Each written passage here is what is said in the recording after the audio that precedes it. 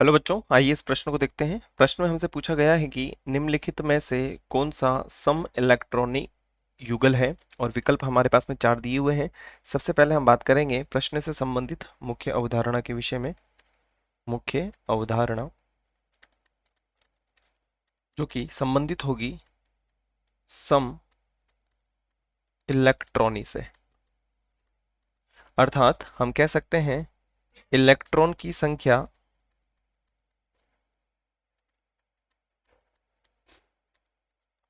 समान है। अब हम बात करेंगे विकल्प ए के विषय में। विकल्प ए है हमारे पास में ICl2 और ClO2। अगर हम बात करें आई के परमाणु क्रमांक के बारे में, तो यह हमारे पास में होता है 53। और Cl2 के बारे में यदि हम बात करें तो क्लोरीन 17 × 2, और 53 प्लस 17 को 2 से गुणा करेंगे तो ये हो जाएगा हमारे पास में 34, जो कि बराबर होगा 7 और 4 और 3 7, 5 और 3 8। ये कुल 87 इलेक्ट्रॉन है। अगर इसमें भी 87 इलेक्ट्रॉन होते हैं तो ये हमारा सम इलेक्ट्रॉनी युगल होगा। इसके बारे में हम बात करते हैं तो क्लोरीन वापस से हमारे पास में 17, और ऑक्सीजन के बारे में हम बात करें तो 8। 8 को गुणा कर देंगे 2 से, क्योंकि 2 ऑक्सीजन है। 17 प्लस 16, जो कि 7 और 6 14 और 1 13, 13 एक इधर हाथ से लग जाएगी तो 33।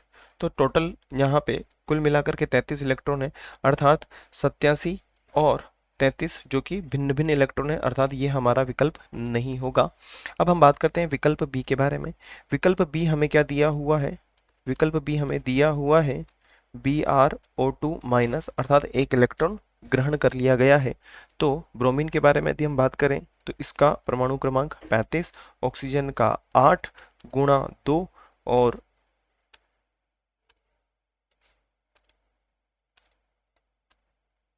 गुणा 2, और एक इलेक्ट्रॉन जो है यहाँ पर ले लिया गया है तो प्लस का 1 हो जाएगा, अर्थात 35 गुण प्लस 16 प्लस 1, और टोटल मिलाकर के 17, 7 3 2 12। तो यहाँ पर 52 इलेक्ट्रॉन हो जाएंगे हमारे पास।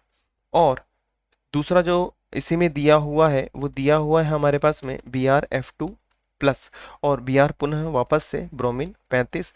अगर हम बात करें क्लोरीन के बारे में तो इसका 9 गुणा 2, और प्लस है, अर्थात एक इलेक्ट्रॉन त्यागा गया है। तो 35 प्लस एक नाम दोनों 18, और एक माइनस कर देंगे तो 17 हो जाएगा। और 35 माइनस 35 प्लस 17, 7 और 5 वापस पुनः ये 52 इलेक्ट्रॉन हो जाएंगे वापस से, अर्थात कहा जा सकता है कहा जा सकता है कि यह जो विकल्प है बिल्कुल सही होगा, क्योंकि यहाँ पर दोनों के पास में जो इलेक्ट्रॉन की संख्या है वह बिल्कुल समान है, अर्थात विकल्प बी हमारा सही उत्तर होगा। यदि हम बात करें आगे विकल्प के बारे में, सी के बारे में, तो सी में हमें दिया हुआ है ClO2। और ClO2 की यदि हम बात करें तो क्लोरीन वापस से वही 17, ऑक्सीजन के बारे में बात करें तो 8 गुणा 2, और 17 प्लस के 16, एक जो 12 और एक 13, 33 इलेक्ट्रॉन हो जाएंगे। और यदि हम बात करें दूसरे विकल्प के बारे में तो ये दिया हुआ है हमारे पास में BrF।